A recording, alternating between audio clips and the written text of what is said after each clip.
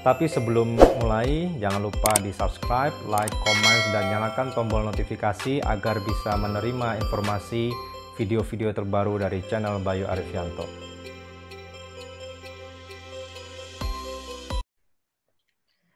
Oke, halo semuanya. Nama saya Joshua Jinipuna. Saya biasa dipanggil Joshua. Dulu di FEB Unia saya ambil jurusan manajemen angkatan 2015 dan baru lulus kemarin Juni.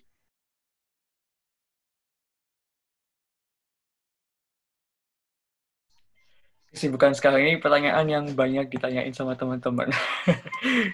Ya, jadi kalau sekarang sih sebenarnya aku kepengen berkarir dulu ya di perusahaan gitu buat cari pengalaman. Jadi sekarang aku sedang nunggu jawaban dari salah satu perusahaan nasional. Ya puji Tuhan sih kemarin thankfully udah sampai medical check up. Terus selain itu juga aku lagi ngerintis bisnis kecil-kecilan juga. Aku di bidang apparel.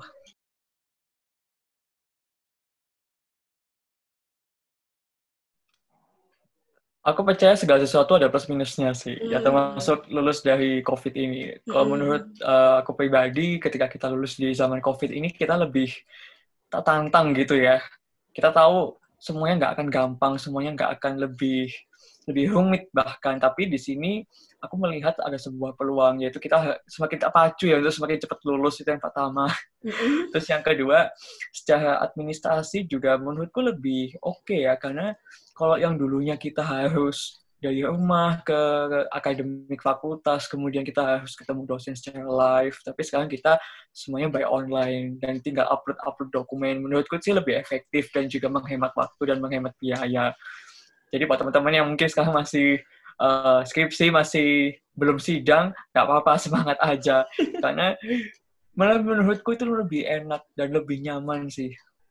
Tantangannya mungkin yang pertama lebih di secara psikologis ya, karena pasti ada rasa tertekan, ada rasa panik yang tidak pernah kita rasakan sebelumnya. Kalau yang zaman sebelumnya, sebelum ada COVID-19, mungkin tegang, kemudian paniknya itu lebih ke panik bagaimana saya bisa lulus, bagaimana saya bisa menemui dan menghadapi Bapak Ibu dosen. Tapi kalau sekarang, selain panik yang hal itu, kita lebih mempersiapkan mental untuk, wah, setelah ini saya harus apa? Pasti pekerjaan susah, kemudian ekonomi juga tidak sedang lagi baik, kemudian tekanan dari sekitar, kemudian kita berpikir untuk mencari solusi gimana supaya kita tetap bisa bertahan hidup.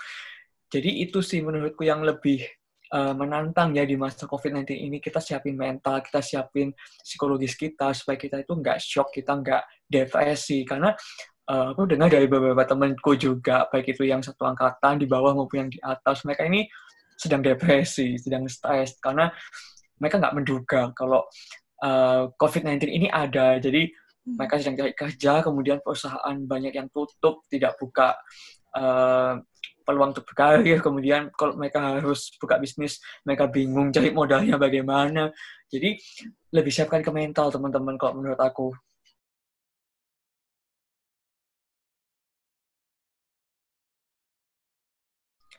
Tantangannya kalau sekarang, waktu sebelum lulus, kan aku udah punya planning, aku mau berkarir di perusahaan mana, aku siapin plan A, B, C, D, E, F, G, dan seterusnya.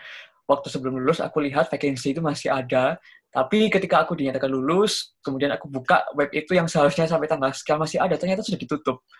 Nah, ternyata aku coba cari informasi ke teman, ke rekan, begitu ya. Mereka bilang, memang ada perampingan. Semenjak ada ke bulan Maret 2020 itu, ternyata di Indonesia, aku kurang tahu kalau di luar negeri bagaimana, kalau di Indonesia mereka mulai melakukan perampingan posisi. Jadi, kalau misalnya jumlah karyawan mereka masih cukup, mereka nggak akan buka vacancy.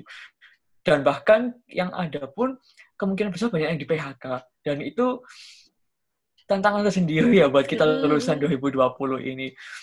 Ya kalau aku sendiri sih, ya coba aja gitu selama kita mau cari, kita mau searching. Kan kebanyakan teman-teman kalau aku sharing sama teman-teman itu juga, aduh Jos, bantuin dong cari kerjaan, gini, kan kamu gini. Ya sama, aku nggak mau mengandalkan orang dalam kenalan gimana, karena itu menurutku pribadi ya memang bisa itu kita lakukan, tapi untuk kurang challenging gitu, kurang greget gitu lah ya. Gitu, kurang greget gitu. Kan beda ketika kita mulai dari nol, kemudian kita saat kita berhasil itu akan berbeda gitu rasanya.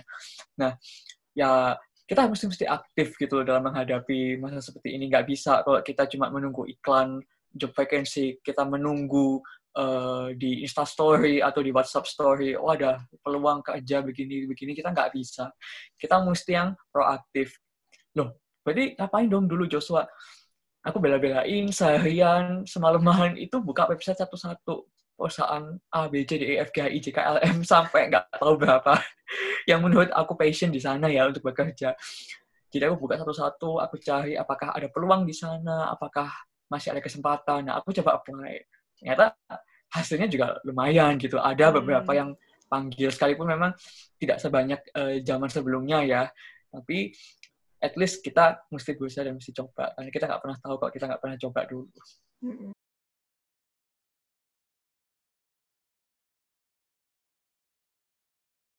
Kalau impact pasti ada. Karena selama kita aktif di kampus, selama itu hal yang positif ya, itu pasti ada impact-nya. Kayak contoh kemarin, relasi pasti ada.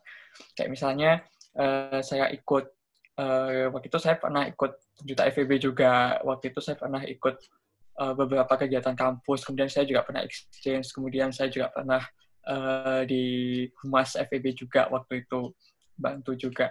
Ternyata koneksi-koneksi yang saya dapat itu cukup membantu, maksudnya dalam hal informasi segala macam. Kemudian saya berkonsultasi dengan beliau-beliau, kemudian saya mendapatkan ilmu baru lah istilahnya. Selain itu, yang aku sendiri dapat sih soft skill ya pasti. Gimana sih caranya kita menghadapi orang yang macam-macam, kan kita kalau kuliah kan ya yang kita hadapi ya cuma teman-teman, mungkin dosen, bapak ibu dosen, kemudian kalau kita kepanitiaan mungkin ya vendor-vendor segala macam begitu ya. Tapi ketika kita belajar untuk aktif di kampus, kita keluar kampus itu kita akan terasah untuk menghadapi berbagai macam bentuk orang.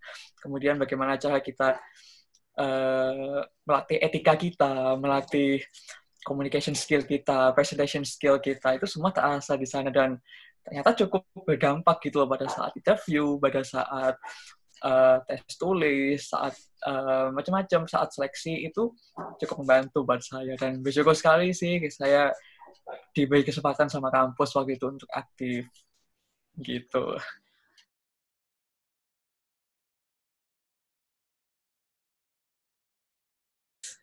Yang penting teman-teman nggak usah takut, nggak usah panik, karena ini prinsip yang harus kita pegang. Jadi setiap orang itu sudah diatur sama yang di atas. Jadi kalau misalnya itu nggak mungkin pindah gitu loh. Sekalipun yang si A kelihatan lebih sukses, belum tentu kita terlihat tidak lebih sukses, itu belum tentu. Jadi kalau misalnya sekarang belum dapat kerjaan, it's okay. Tetap cari, tetap setia, cari, tetap aktif. Jangan sampai patah semangat, karena ya nggak ada hasil yang mengkhianati usaha gitu. Selama kita berusaha pasti ada hasil. Kalau mungkin teman-teman belum dapat, mungkin ya bisa jadi usahanya perlu berlari lagi. Atau teman-teman butuh belajar lagi. Karena kan belajar nggak melulu sampai kita wisuda kemarin. Karena belajar itu sebenarnya adalah proses yang sampai kita selesai hidupnya nanti. Nah, kalau misalnya nih teman-teman belum dapat kerjaan juga, cobalah mungkin cari resource yang lain. Mungkin teman-teman bisa buka bisnis kecil-kecilan kayak gitu sambil menunggu pekerjaan datang, tapi income tetap ada. Modalnya sih macam-macam teman-teman. Bisa teman-teman dapetin dari tabungan, atau teman-teman mungkin pinjaman bank, mungkin kalau teman-teman sanggup, atau mungkin teman-teman ada dari orang tua, ya lakukan itu. Dan yang paling penting ini juga tips mungkin yang bisa saya bagikan baru di sini. Jangan pelit informasi tentang pekerjaan. Seringkali kita mikir kalau, loh kan saya cari kerja, kalau saya kasih info ke teman saya, ke rekan saya, nanti saingan dong. Enggak, teman-teman. Kembali lagi ke poin 1 tadi.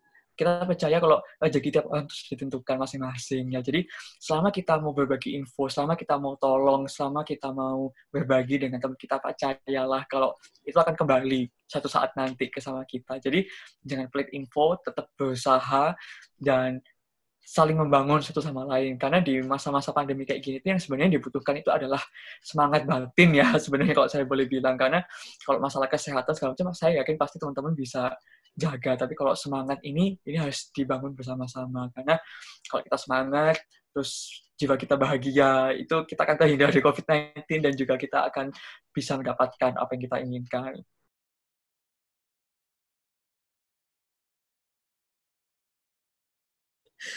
Kalau oke, dari aku pribadi sih terus semangat, stay humble, keep praying, jangan lupa berusaha. See you. Bye bye.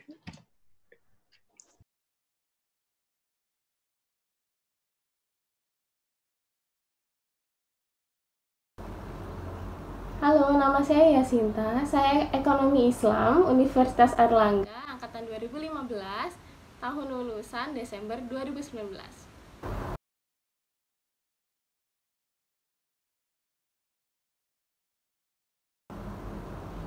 Sekarang saya lagi ngurusin bisnis kecil namanya Alaika, yaitu creative brand yang bergerak di bidang craft and art berhubungan sama kriya kayak gitu.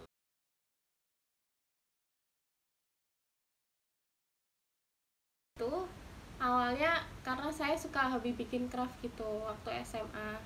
Nah, waktu itu ada teman saya, anak fotografer pelajar itu mau balik ke negaranya. Akhirnya kepikiran apa ya kado yang unik tapi memorable. Terus bikinlah scrapbook supaya dia itu lebih mengenang waktu-waktu masa sekolah seperti itu. Nah, sekarang alhamdulillah sudah menyebar ke seluruh Indonesia. Kita ordernya via Instagram, ada Tokopedia sama Shopee gitu. Dan juga ke beberapa negara seperti China, Singapura, Malaysia, dan India seperti itu.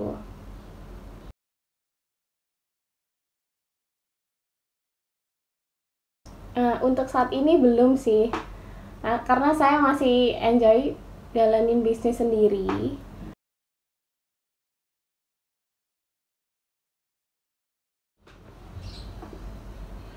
Nah, jadi awal pandemi itu sempat kita kebingungan gimana cara strateginya, omset turun, terus juga tapi kita kan nggak mau untuk apa ya larut berlama-lama seperti itu. Jadi kita tingkatin ke digital marketing kita, jadi ke Instagram Ads, terus Facebook Ads, terus manfaatin marketplace, dan juga kita membangun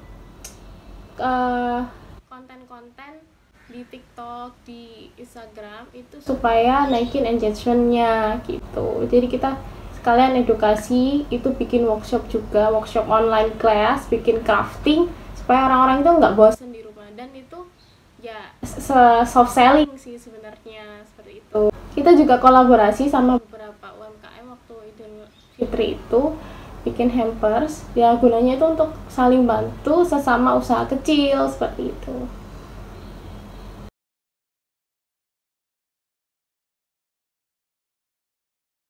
Nah, di masa kayak gini kalian itu dituntut untuk kreatif, dan persaingan kerja dan bisnis di sekarang ini berdarah-darah.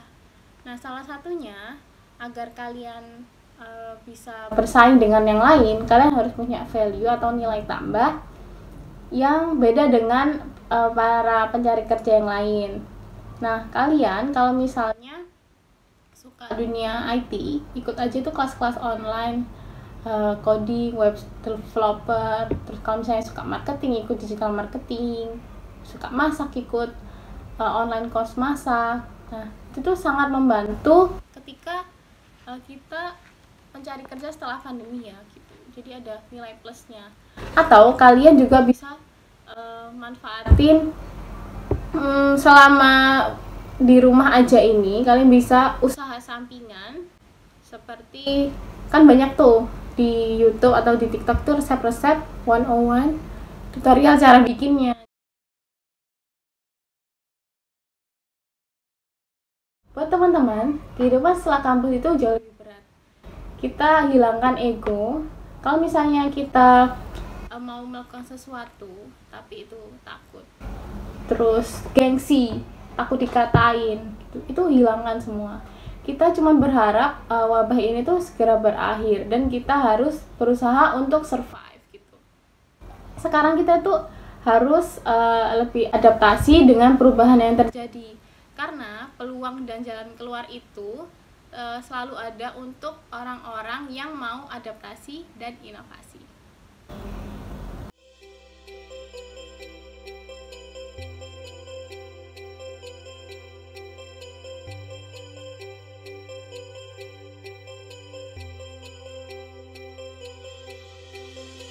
Mudah-mudahan bermanfaat dan bisa dijadikan acuan, inspirasi untuk Anda. Saya akhiri, terima kasih.